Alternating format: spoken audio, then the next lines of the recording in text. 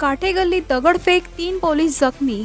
नाशिक येथील पखाल रोडवरील दर्गा अतिक्रमण विभागाने 2 दिवसात काढून घेण्याची न्यायालयाने नोटीस दिली असता त्याची मुदत काल संपत आली होती.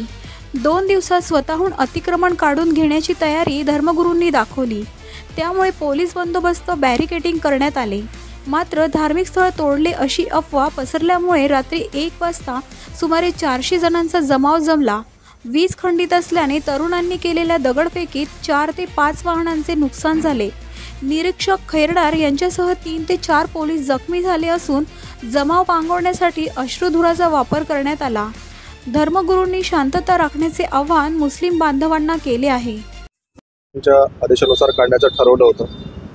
त्यानुसार रात्री सुमारे 11:30च्या सुमारास ते या ठिकाणी हे बांधकाम काढण्यासाठी आले होते आणि त्यांनी सुरुवात केली होती.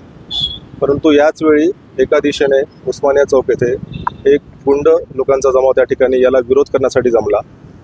त्यांना समजवण्यासाठी हे दर्ग्याचे ट्रस्टी तसेच प्रतिष्ठित नागरिक त्या ठिकाणी गेले. त्यांनी त्यांना देखील जुमानलं नाही.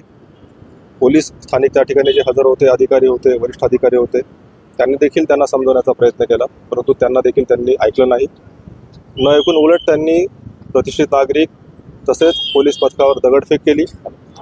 दगडफेक करून त्यांनी काही गाड्यांचं नुकसान केलं. त्याबद्दल त्यांना तात्काळ नियंत्रित आणण्यासाठी सौम्य बळाचा वापर करून त्यांना नियंत्रित आणण्यात आलेला आहे. सध्या परिस्थिती पूर्णपणे शांतता आहे. 15 लोकांना याच्यामध्ये ताब्यात घेण्यात आलेला आहे. 57 मोटरसायकल ज्या संशयिताच्या आहेत त्या देखील ताब्यात घेण्यात आलेल्या आहेत. सध्या परिस्थिती पूर्ण 20 पोलीस अधिकारी व अंमलदार यांना किरकोळ दगडाचा मार लागलेला आहे. सध्या परिस्थिती पूर्णपणे शांत आहे.